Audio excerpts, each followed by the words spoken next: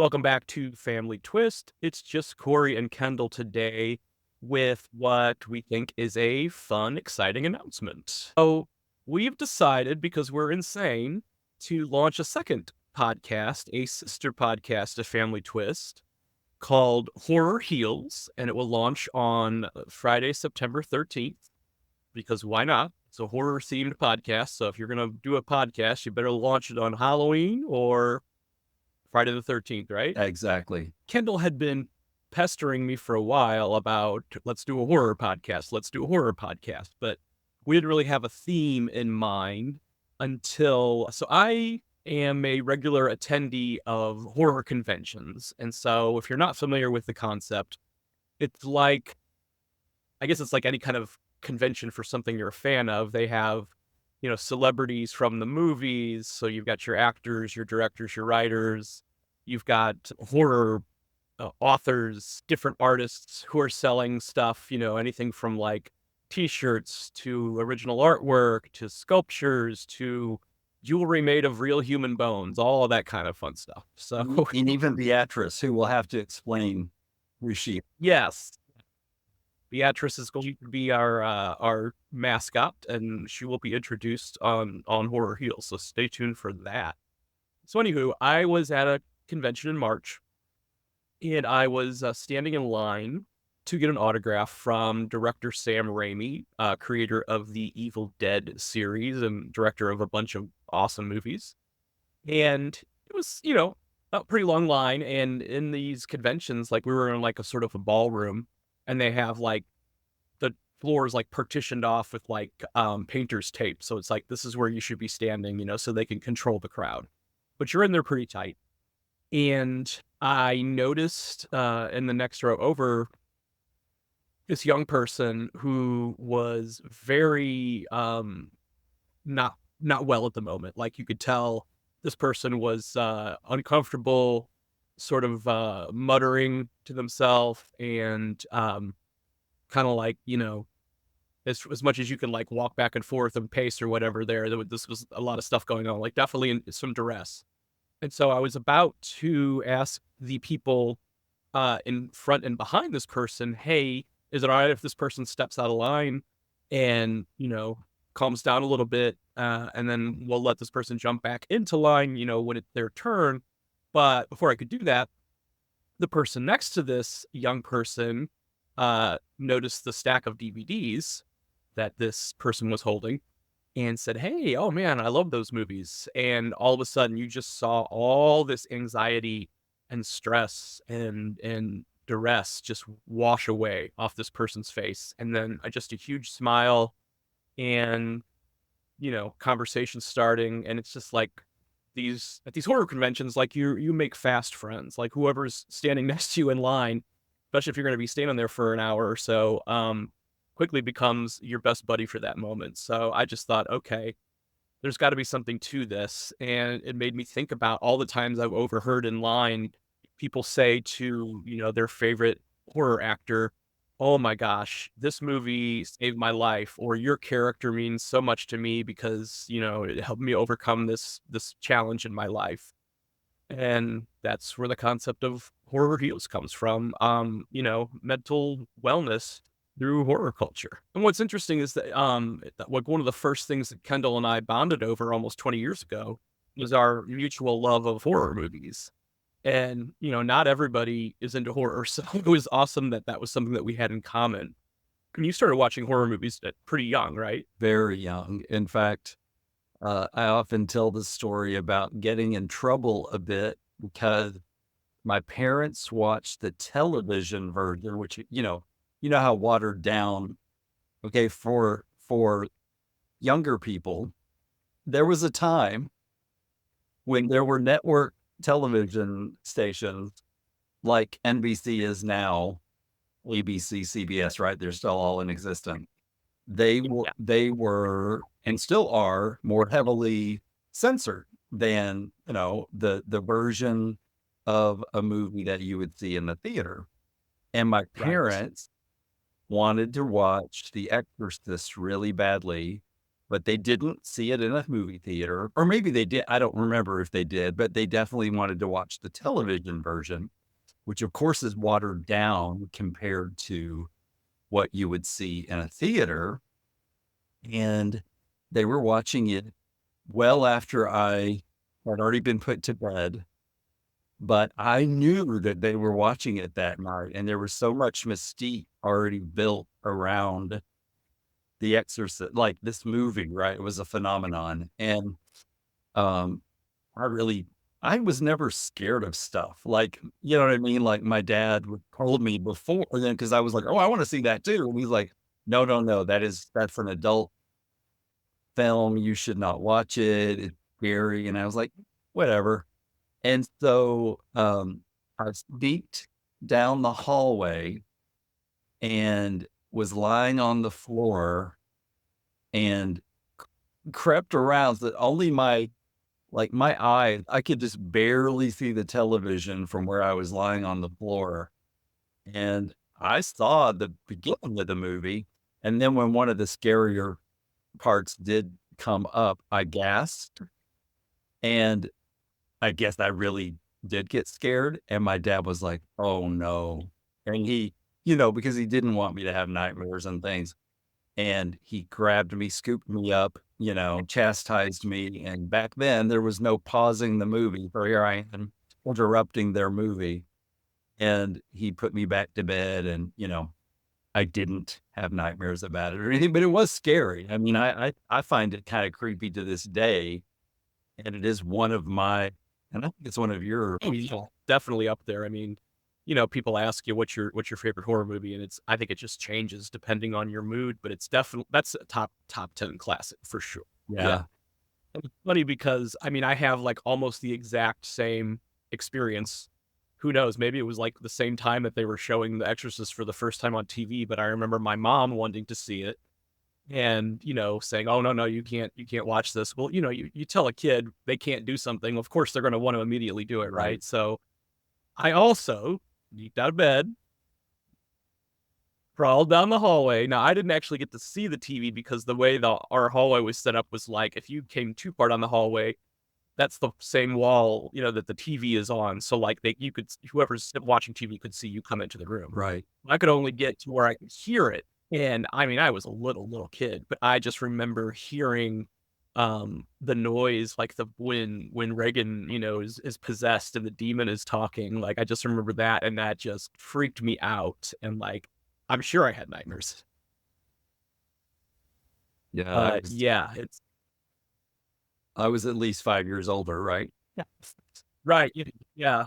But it's still, yeah, who knows? It maybe wasn't the same exact time, but it was, yeah, definitely we had those same experiences. But yeah, I mean, I think I was probably introduced to, R-rated horror movies, maybe a little too young, but who's to say? I mean, we're both pretty well-rounded seeing them when we were kids. So Yeah.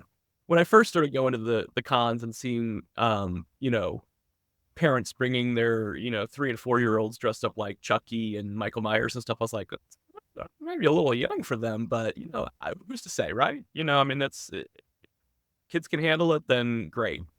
And and it might be something that the parents are, like it helps them with their mental wellness. So like, why not introduce their kids to it at a young age, right? And it probably destigmatizes, like if the kid is 3 and dresses up like Chucky, then when that child sees the Chucky film, it's not going to be affected. You know what I'm saying? Like they Yeah, probably won't be as scared of the film. So to me, there's a lot of logic in that. I think desensitizing kids to things that don't have to be scary. I think that's a good thing. yeah, Um, absolutely.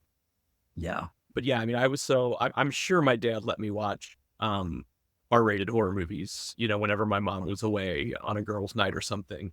And my friend Jason had like just dozens and dozens of VHS movies that I think that they had like some point somebody had a satellite dish or something like that. So they had all these movies recorded and it was like we were watching crazy horror stuff, at a super young age. And I even remember sneaking into Nightmare on Elm Street 3 when, we used to go to the movies and, cinema hop, buy one ticket and, early in the day and just keep popping around and seeing, the next movie after next. And that was like the final showing of the night, Nightmare on Elm Street 3.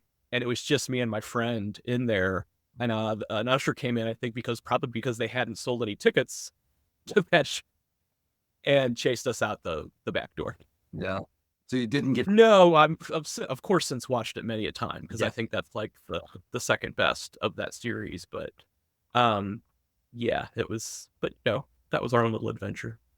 Well, and mine comes from the function of being my best friend Jimmy was the youngest of 4 kids. And so, of course, you kind of get exposed to things that kids your age shouldn't be exposed or wouldn't be exposed to because he's got 2 older brothers and an older sister. And while they probably didn't want us around, we were annoyingly around.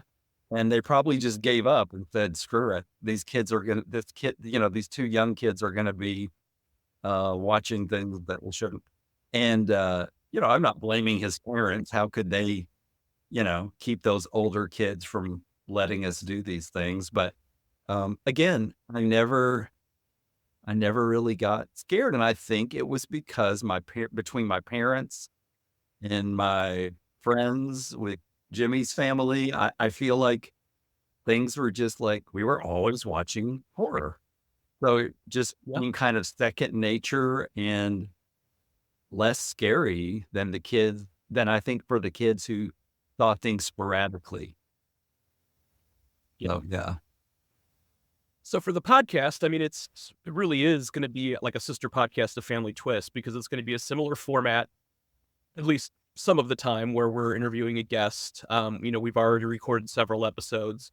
We're going to have on the horror movie celebrities, the actors, the writers, producers, directors, composers. We're going to have on people who specialize their art in horror artwork, which is where you'll get to meet Beatrice, because one of our future guests takes existing baby dolls and horrifies them, and just beautiful, beautiful artwork. I mean, I love the creativity behind it. So yeah, we're gonna have just horror fans on who want to talk about how horror helps them get through life, be it the movies or books or whatever. And one thing I had to sort of remind Kendall of, just as with like Family Twists, we've had some people who have reached out to us and said that they really appreciate the show and they've shared their stories with us, on a one-on-one basis, but they're not comfortable coming on to a podcast, which, we totally respect. Same thing with Horror Heals. We started an Instagram page in June and it's growing, and we've been hearing from people who are excited about the concept, but and have, deal with their anxieties and issues, with help of horror, but again, not comfortable enough to come on and talk on the podcast, which again, we totally understand. And hopefully, some folks that are on the fence about it will either listen to episodes of Family Twist or once they start listening to episodes of Horror Heals and understand that we're not here to make anybody feel uncomfortable. If anything, we want this to be part of your healing process. This is it's therapeutic for us and for our guests and for our listeners. So, and it's something that I think just pretty much across the board, anyone we've had on Family Twist, be it somebody whose story is brand new and raw, or somebody who's been, dealing with their situation for years and they've written their memoir about it. I think everybody has a sense of and a feeling of healing and community. And that we've been talking about community a lot on the podcast recently, because that's something that we did not anticipate having, at the very beginning. Kendall, can you speak on that a little bit? Just like what the being part of this community has been like for you? Yeah. So, and I think we'll find the same thing with Horror Heals, right? I am not as connected to the horror convention population that you're connected to already, but I love the idea. of it because of the community that we've gotten exposed to with Family Twist. Um, and I often say on this podcast that I never knew how much I needed to do this podcast, how much I needed to hear other people's stories, to find the similarities, to find the differences too, to even understand how fortunate I am as compared to others who have not been as accepted by their biological families, as accepted by their adopted family. So I feel like it's been really helpful for me to sort of see the bigger picture when it comes to the DNA surprise community, whether you're talking about adoptees or donor conceived people or just people that were raised with someone who wasn't their parent that they thought was their parent, which we all know we now refer to as NPEs. So it's been amazingly therapeutic for me. I feel like I probably need to go to therapy less often as a result of being, of speaking to these people and helping get their stories out there. And we've been so fortunate to have so many people who are authors or playwrights or in other ways are entertaining us with their stories, but also getting their stories out to the general public. Yeah, yeah. When we first started explaining this to some people we know, in the podcasting world, like why we were doing this and why we think it totally crosses over, I don't think they quite got it. But I have to say, we've talked a lot about the Untangling Our Roots summit that I attended earlier this year, and same, absolutely same vibes there as I have when I go to the horror convention. One, I feel completely at ease with anybody that I encounter, and know that we're going to have a great conversation, and just like universal acceptance. Like everybody understands, you go to something like Untangling Our Roots, everybody understand, like that you don't need to explain yourself to anybody. You don't have to tell your story. Like they get it. Just like at a horror convention, it's like, I don't care if you're, dressed up like Freddy Krueger or, in an AC/DC t-shirt or just, whatever, like everybody gets who you are. And you see like these little, like family units like grow out of this, which is, something that I didn't necessarily anticipate because, I started going to comic book conventions when I was a kid, and they're awesome, to go to, but different vibe. There's something about the horror community, and maybe it's because we all um understand that like horror is like our happy place, like that's what makes us feel good. That it's just like instant connection at these, conventions, and just like at Untangling Our Roots, like I didn't feel like an outsider at all. Everybody was so welcoming and warm, and made new friends and got to meet some of our guests in person, and now we've got, we're having people that attended the convention on regularly. It's just, it's been really magical. Well, yeah, I mean, it's funny, healing can take lots of the term healing can mean lots of things, right? It can be not only therapeutic and cathartic, but can also sort of justify your feelings just in general. And I will have lots of comments to make about fornicating teenagers in film because it, you know, that the first kids that are fornicating as teenagers are probably going to get in a slasher film, they're probably going to get killed first. And part of me always, you know, because of the setup and because of the formulaic part of it's the bread maker just beat. But anyway, because of the formulaic nature of the way those were produced back then, it always made me feel better about myself. Like, you know, um, I'm smarter than these kids. I'm not going to get myself killed in the first 3 minutes of the film. Well, it's funny how you identify with the situation when you're Absolutely, yeah, and something that we started doing just organically, and we'll continue to do with future guests is ask, who is your favorite final person? You know, like the term final girl has been out there for a while about, I think going back to like, Laurie Strode, Jamie Lee Curtis in Halloween, and Adrian King and Friday the 13th, but there are also, final guys too, or, final people who don't necessarily identify as male or female. So we're going to say, who is your favorite final person? And I think it'll be interesting to see like how those tally. We're crazy for trying to do a second podcast, but it's like, well, just like with, when we had five dogs, like, well, what's the harm in getting one person fixed? If we're already doing one podcast, why not do two? And I have to say, like, we've been just so jazzed ever since we decided on the name and the premise and, got our branding put together and started recording. Like, it's just, I mean, I think it's like re-energized our passion for podcasting.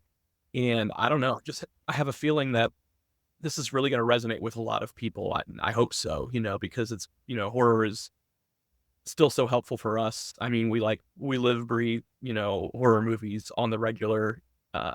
Where, our place is packed with horror memorabilia and all that stuff. And, this is going to be a great way for me to finally get Kendall to go to a horror convention.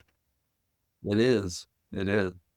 And I think we've even referred to this a few times on Family Twist, but part of it for me is just the sheer number of people. And I'm not scared of crowds per se, but I can get very claustrophobic. So Yeah. it's that. It's one thing for me to be behind a podium speaking to 500 people, that I'm strangely more comfortable with than being in the midst of it all. So, but I can navigate it and take breaks See, we'll as get a needed, booth. that sort of thing. I would, yeah, we'll get a booth. We'll slap you behind the booth. You can be, the Yep. carnival barker behind the booth, and I'll be out on the floor, like, of directing people to the booth. So Yep. I don't mind being among the thousands of folks who may or may not be wearing deodorant. Did you say thousands? Are there really that many people?